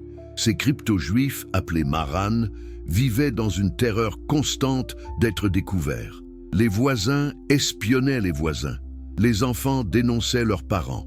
L'Inquisition était partout, invisible mais omnipotente. Et pour quel crime était-il persécuté? Pour avoir allumé des bougies le vendredi soir, pour avoir refusé de manger du porc, pour avoir changé de linge le samedi, pour avoir récité des prières hébraïques, des gestes minuscules, des détails insignifiants, mais qui suffisaient à déclencher l'arrestation, la torture, parfois l'exécution publique sur le bûcher lors d'un autodafé, un acte de foi où les condamnés étaient brûlés vifs devant des foules jubilantes. Quand Spinoza écrivait sur la superstition et la peur comme instrument de contrôle, il ne faisait pas de la théorie abstraite. Il parlait d'une réalité qu'il connaissait intimement. Sa propre communauté portait les cicatrices de cette persécution. Et quand il a été excommunié, il savait exactement ce qu'il risquait. Non pas tant de sa propre communauté juive, relativement impuissante, mais de la société chrétienne environnante, qui pouvait à tout moment décider qu'un juif hérétique était une menace à éliminer. Il a donc écrit avec précaution, publiant anonymement, circulant ses manuscrits seulement parmi un cercle d'amis fidèles. Mais il a aussi écrit avec courage, refusant de censurer ses idées pour sa propre sécurité, parce qu'il comprenait qu'il ne s'agissait pas seulement de sa vie individuelle, il s'agissait de l'avenir de la pensée humaine. Il s'agissait de briser le cycle millénaire de terreur intellectuelle qui avait maintenu l'Europe dans l'obscurité. Et quelle était sa vision pour cet avenir libéré? Une société où la liberté de pensée et d'expression serait garantie, où aucune autorité religieuse ne pourrait imposer sa doctrine par la force, où la raison et la science pourraient explorer la nature sans crainte de persécution, où chacun serait libre de chercher sa propre voie vers la compréhension et le bonheur. En d'autres termes, exactement le monde séculier, libéral, démocratique que nous habitons aujourd'hui en Occident. Nous tenons ces libertés pour acquises, mais elles ont été gagnées au prix de siècles de lutte contre le système archontique incarné par l'Église médiévale. Des penseurs comme Spinoza ont risqué leur vie pour affirmer des idées qui nous semblent maintenant évidentes. Le droit de penser librement, le droit de critiquer l'autorité, le droit de chercher la vérité sans contrainte dogmatique. Ces droits n'ont pas été donnés gracieusement par les pouvoirs établis. Ils ont été arrachés par des générations de rebelles, d'hérétiques, de libres penseurs qui ont refusé de se soumettre à la prison archontique. Mais voici la question troublante qui nous ramène à aujourd'hui. Les archontes ont-ils vraiment été vaincus ou ont-ils simplement changé de forme ? Spinoza lui-même avertissait dans le traité théologico-politique que la superstition et la tyrannie ont une tendance à renaître sous de nouvelles formes à chaque génération. Les structures de contrôle s'adaptent, évoluent, trouvent de nouveaux déguisements. L'Inquisition a été abolie, mais d'autres mécanismes de surveillance et de contrôle ont émergé. L'Église a perdu son monopole sur la vérité, mais d'autres institutions ont pris sa place avec leurs propres orthodoxies rigides. Regardez le XXe siècle. Les régimes totalitaires, nazis et soviétiques ont reproduit la logique archontique à une échelle industrielle. Même idéologie officielle obligatoire, même persécution des dissidents, même surveillance omniprésente, même usage de la peur comme instrument de contrôle. La Gestapo et le KGB étaient des inquisitions modernes, plus efficaces et plus mortelles que leurs ancêtres médiévales. Des millions ont été torturés, emprisonnés, assassinés pour déviation idéologique. Et aujourd'hui, au XXIe siècle, dans notre société supposément libre et éclairée, quelle forme prennent les archontes ? Ils ne portent plus de robes ecclésiastiques. Ils ne citent plus l'Écriture pour justifier leur pouvoir. Mais ils existent toujours, plus subtils, plus sophistiqués, plus difficiles à identifier et à combattre. Les corporations géantes qui monopolisent l'information et façonnent nos perceptions. Les algorithmes qui nous enferment dans des bulles de filtre, nous montrant seulement ce qui confirme nos biais. Les médias sociaux conçus pour nous rendre addictifs, nous maintenir dans un état constant de stimulation et de distraction. Les systèmes de surveillance qui traquent chacun de nos mouvements, chacune de nos transactions, chacune de nos communications. Le consumérisme qui nous fait croire que le bonheur s'achète, nous piégeant dans un cycle sans fin de désir et de déception. L'individualisme hyper compétitif qui nous isole les uns des autres, détruisant la solidarité et la communauté qui pourraient nous permettre de résister collectivement. Ce sont les archontes modernes. Ils ne nous contrôlent pas par la peur de l'enfer, mais par la peur de manquer quelque chose, la fameuse FOMO. Ils ne nous torturent pas physiquement, mais psychologiquement, créant des états d'anxiété et de dépression chronique. Ils ne brûlent pas des livres, ils nous noient dans un océan d'informations insignifiantes qui rend impossible de distinguer le vrai du faux. Ils ne nous emprisonnent pas derrière des barreaux, ils nous emprisonnent dans le confort, nous rendant dépendants de systèmes dont nous ne pouvons plus nous extraire. Et comme toujours, la clé de cette prison moderne est l'ignorance. Non pas l'ignorance d'informations, nous avons accès à plus d'informations que jamais dans l'histoire, mais l'ignorance de nous-mêmes, de nos véritables besoins, de notre nature profonde. Nous savons comment utiliser les technologies complexes, mais ne savons pas comment cultiver la paix intérieure. Nous maîtrisons la physique quantique, mais ne comprenons pas nos propres émotions.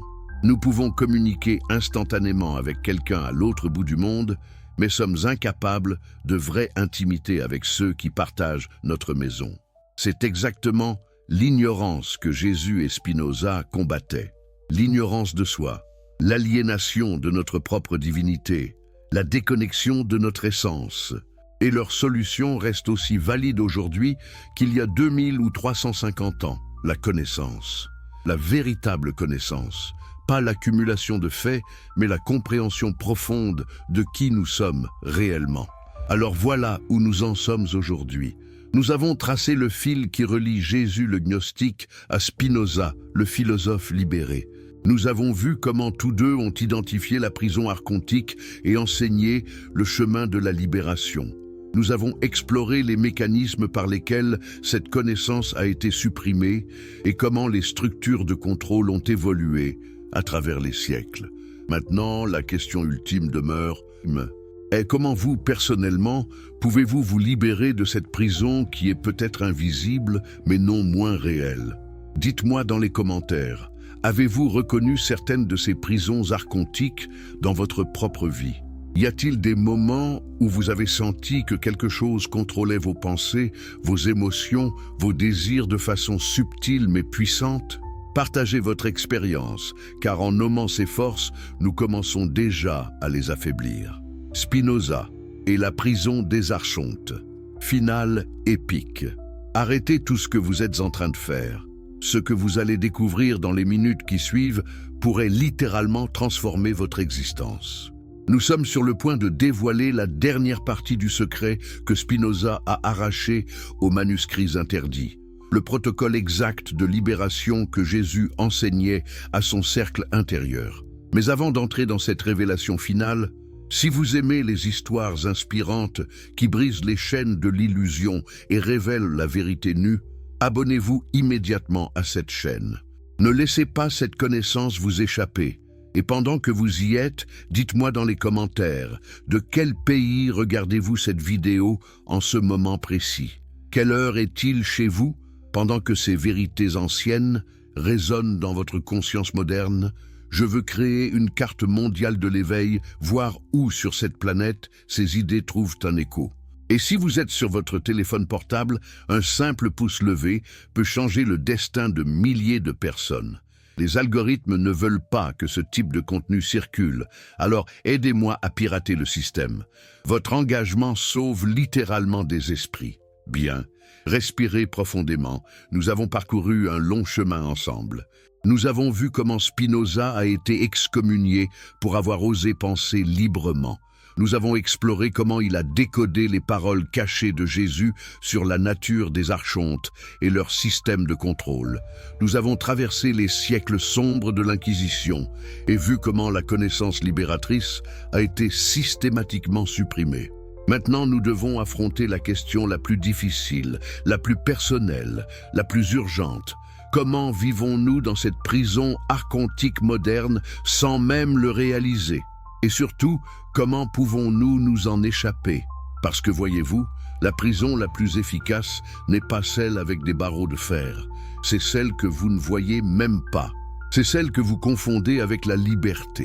Pensez-y un instant, quand vous scrollez sur votre téléphone pendant des heures, croyant exercer votre libre arbitre en choisissant quel contenu consommer, êtes-vous vraiment libre ou êtes-vous piégé dans un labyrinthe algorithmique soigneusement conçu pour maximiser votre engagement, c'est-à-dire votre dépendance? Quand vous achetez ce produit dont vous n'aviez même pas besoin il y a 5 minutes, mais qu'une publicité ciblée vous a convaincu d'acheter, qui a vraiment pris cette décision? Vous ou le système de manipulation psychologique qui vous connaît mieux que vous ne vous connaissez vous-même? Les archontes modernes ne portent pas de robe de prêtre. Ils portent des costumes Armani et travaillent dans des gratte-ciel de verre. Ils ne parlent pas de péché et de rédemption. Ils parlent de croissance et d'optimisation. Ils ne menacent pas de l'enfer éternel. Ils promettent le succès, le statut, la sécurité. Mais le mécanisme fondamental est identique à celui que Jésus dénonçait et que Spinoza analysait. Maintenir les êtres humains dans un état de servitude émotionnelle et intellectuelle en exploitant leurs peurs et leurs désirs. Prenons l'exemple du système économique moderne. Nous appelons cela le capitalisme de libre marché, suggérant la liberté et le choix. Mais regardez comment cela fonctionne réellement. Vous devez travailler pour survivre. Le travail occupe la majorité de vos heures d'éveil. Le type de travail disponible est déterminé par ce qui génère du profit pour les propriétaires du capital, non par ce qui crée de la valeur humaine réelle ou du sens. Vous êtes payé juste assez pour revenir le lendemain, mais pas assez pour accumuler une véritable indépendance financière. Vous dépensez votre salaire sur des biens de consommation qui vous procurent un soulagement temporaire de l'aliénation du travail, puis vous devez retourner travailler pour acheter plus de choses. C'est un hamster wheel parfait, un tapis roulant infini. Marx appelait cela l'aliénation. Les théologiens de la libération l'appelaient péché structurel. Spinoza l'aurait appelé servitude des passions à l'échelle sociale. Mais quel que soit le nom, c'est une structure archontique. Elle vous maintient dans un cycle perpétuel de production et de consommation, vous empêchant d'accéder au temps, à l'énergie et à l'espace mental nécessaire pour la vraie contemplation, pour la connaissance de soi, pour la libération. Et le génie du système est qu'il se présente comme le summum de la liberté. Vous pouvez choisir quel travail faire, quels produits acheter, où vivre. Ces choix vous donnent l'illusion de l'autonomie. Mais remarquez ce qui n'est pas offert comme choix. Ne pas participer au système du tout, vivre d'une manière radicalement différente, organiser la société selon des principes non capitalistes.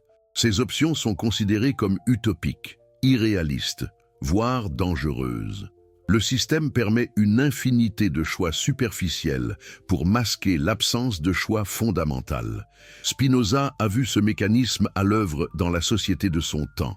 Les Provinces-Unies néerlandaises étaient la société la plus libre et prospère d'Europe au XVIIe siècle. Le commerce florissait.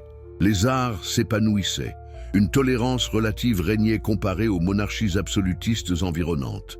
Et pourtant, Spinoza observait comment même dans cette société relativement libre, les masses restaient esclaves de leurs passions. La soif de richesse, le désir de statut, la peur de la pauvreté, l'anxiété du futur.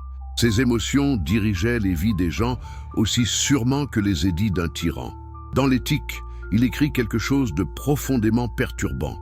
Les hommes se croient libres parce qu'ils sont conscients de leur volition et de leur appétit et ne pensent pas, même en rêve, aux causes qui les disposent à appéter et à vouloir. En d'autres termes, nous confondons la conscience de nos désirs avec la liberté, alors que nous ignorons les causes qui produisent ces désirs. Un esclave qui ne voit pas ses chaînes se croit libre. Alors comment voyons-nous les chaînes? Comment développons-nous cette conscience des causes qui nous déterminent? Spinoza propose une méthode radicale qu'il appelle la géométrie des émotions. Traitez vos émotions comme un mathématicien traite des figures géométriques, avec détachement, avec curiosité, avec rigueur analytique. Quand la colère monte, ne pas être emporté par elle, mais l'observer. D'où vient-elle? Quelle pensée l'a déclenchée? Quelle croyance sous-tend cette pensée? Quelle expérience passée a créé cette croyance? C'est extraordinairement difficile. Notre tendance naturelle est de nous identifier complètement à nos émotions. Nous disons « je suis en colère » plutôt que « de la colère se manifeste en moi ». Cette petite différence linguistique reflète une énorme différence ontologique. Dans le premier cas, vous êtes l'émotion. Dans le second, vous êtes le témoin de l'émotion. Et ce déplacement de perspective, aussi subtil soit-il, est le début de la libération. Jésus enseignait exactement cela, mais dans le langage de son époque. Quand il dit « ne vous inquiétez pas du lendemain », il ne fait pas un conseil pratique naïf. Il pointe vers cette capacité de se désidentifier de l'anxiété du futur. L'anxiété existera toujours dans l'esprit humain face à l'incertitude. Mais devez-vous être cette anxiété? Ou pouvez-vous être la conscience qui observe l'anxiété, qui la comprend, qui voit ses causes et qui par cette compréhension même diminue sa force? Quand Jésus dit « si quelqu'un te frappe sur la joue droite, tends lui aussi l'autre », il ne prêche pas la soumission passive à la violence. Il enseigne quelque chose de beaucoup plus radical. La liberté face à la réactivité émotionnelle. La réaction instinctive à la gifle et la rage, le désir de vengeance. Vous êtes capturé par cette émotion, transformé en son instrument. Mais si vous pouvez créer un espace entre le stimulus et la réponse, si vous pouvez choisir consciemment de ne pas réagir selon le pattern archontique de violence engendrant violence, vous démontrez une liberté que votre agresseur ne possède pas. Vous sortez du jeu archontique. Les stoïciens grecs, contemporains du Christ, enseignaient la même sagesse. Épictète disait « Ce ne sont pas les choses qui troublent les hommes, mais les jugements qu'ils portent sur ces choses. Votre patron vous crie dessus, l'événement lui-même est neutre, c'est votre interprétation qui crée l'émotion. Vous jugez que c'est humiliant, donc vous ressentez la honte. Vous jugez que c'est injuste, donc vous ressentez la colère. Mais ces jugements ne sont pas la réalité objective. Ce sont des constructions mentales. Et ce qui est construit peut être déconstruit. Spinoza a systématisé cette sagesse stoïcienne et l'a fusionnée avec la métaphysique gnostique pour créer quelque chose de complètement nouveau, une science de la libération. Dans la 5e partie de l'éthique, il présente une série de propositions qui constituent un véritable manuel pratique. Proposition 3. Une affection qui est une passion cesse d'être une passion sitôt que nous en formons une idée claire et distincte. Lisez cela lentement. Une émotion qui vous contrôle cesse de vous contrôler quand vous la comprenez clairement. C'est la promesse gnose, la connaissance libère.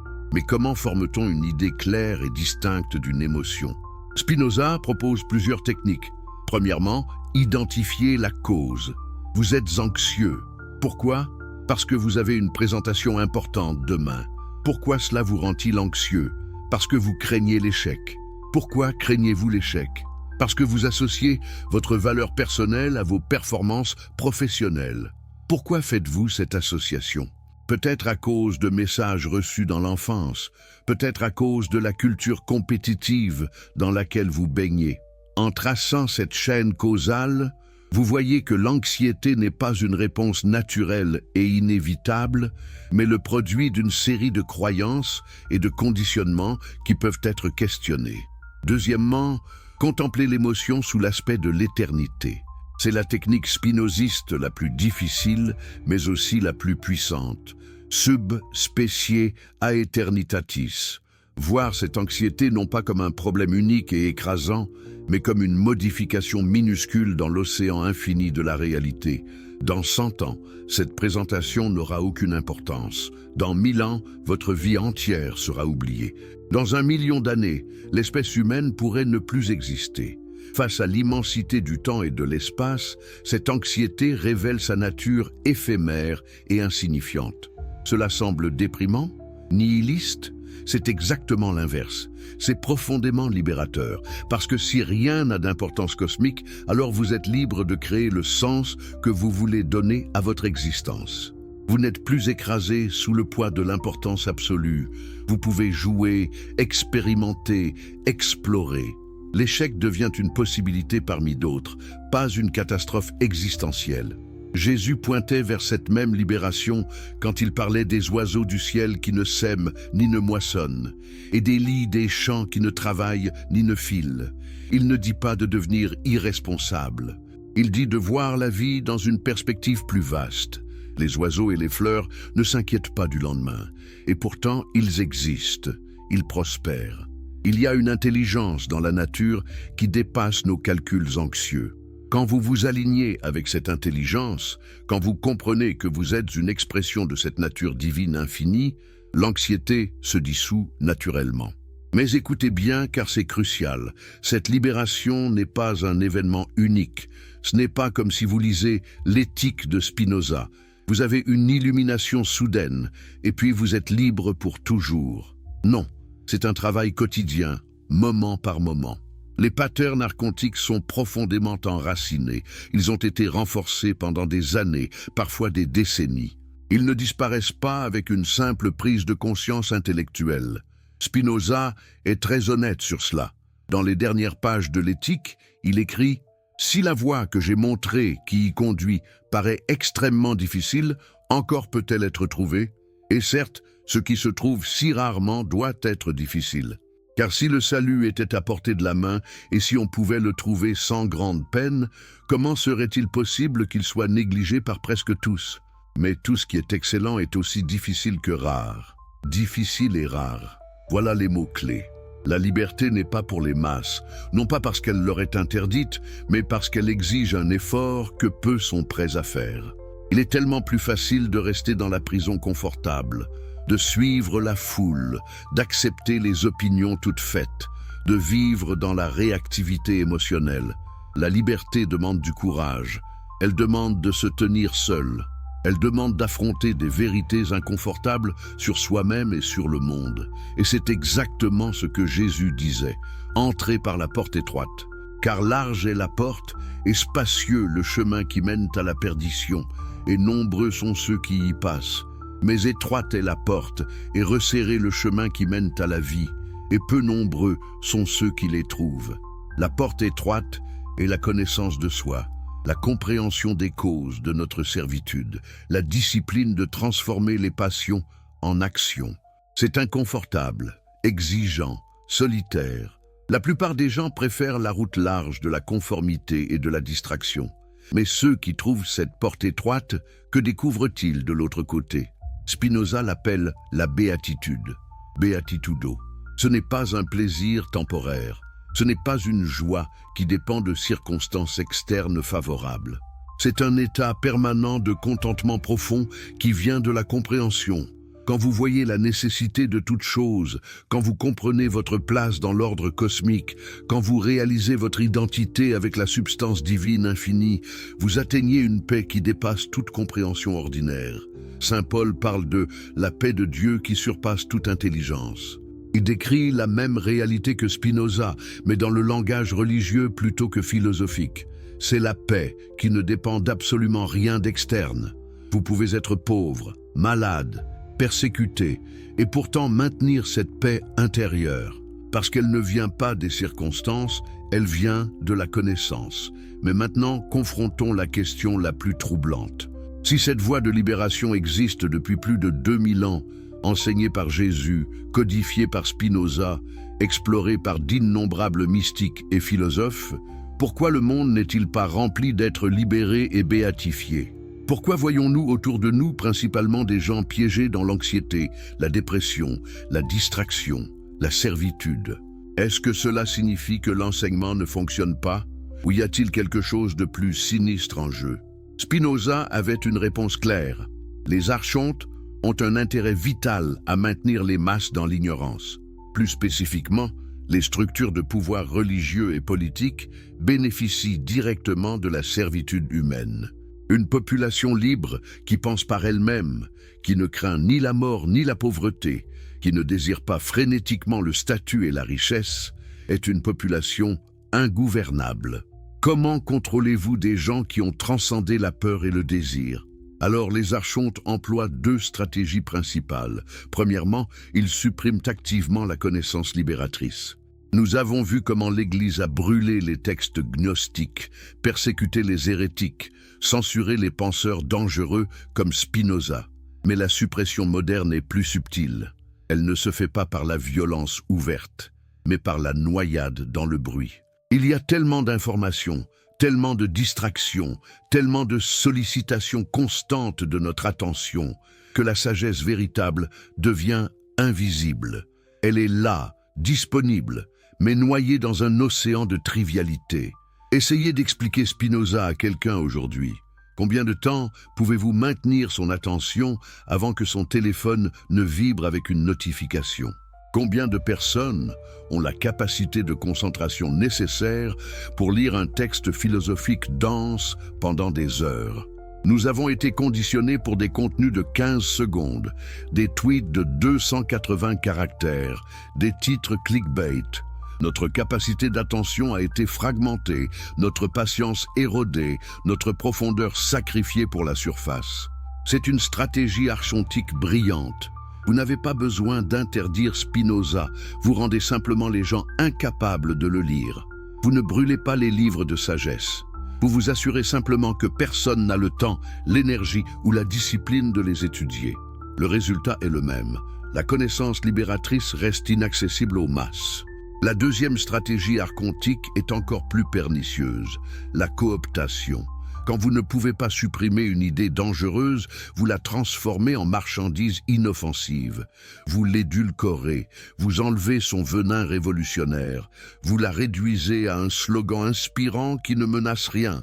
Regardez ce qui est arrivé aux enseignements de Jésus.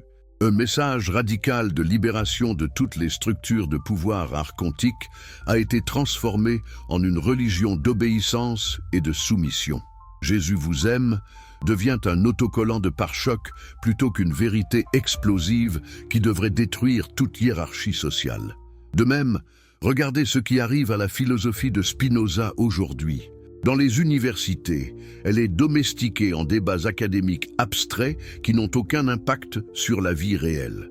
Dans la culture populaire, elle est réduite à des citations inspirantes sur Instagram. Deus sive natura devient un tatouage hipster plutôt qu'un principe métaphysique révolutionnaire.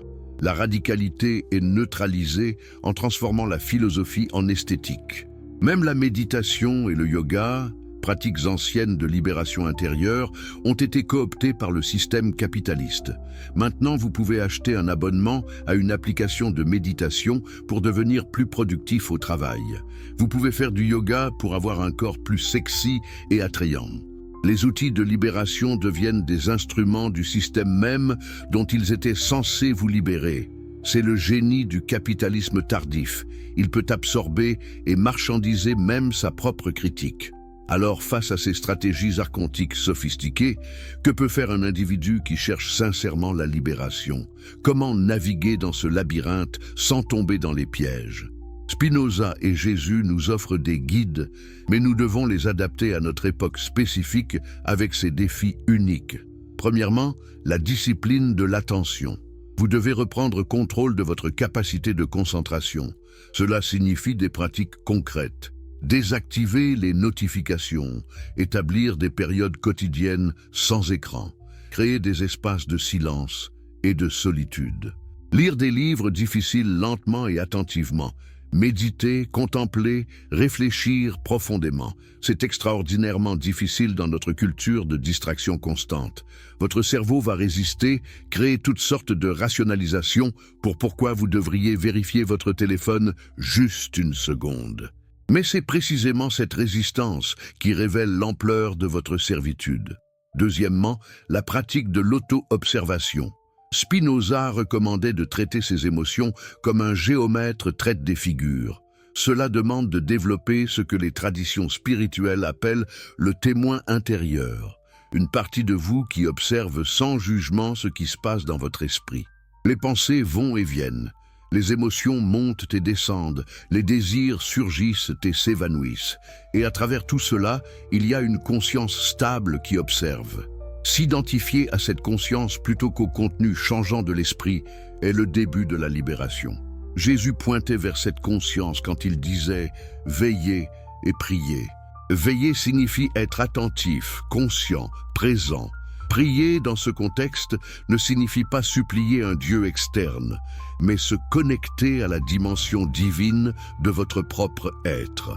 La combinaison de la vigilance et de la connexion intérieure crée un espace de liberté face aux forces archontiques qui tentent de vous capturer. Troisièmement, la cultivation de la communauté. Ceci est crucial et souvent négligé. Vous ne pouvez pas vous libérer seul. Spinoza avait son cercle d'amis philosophes à Amsterdam. Jésus avait ses disciples. Les premiers chrétiens se réunissaient en petites communautés de soutien mutuel. Pourquoi ? Parce que le système archontique isole, il atomise, il transforme chaque individu en une unité de consommation solitaire.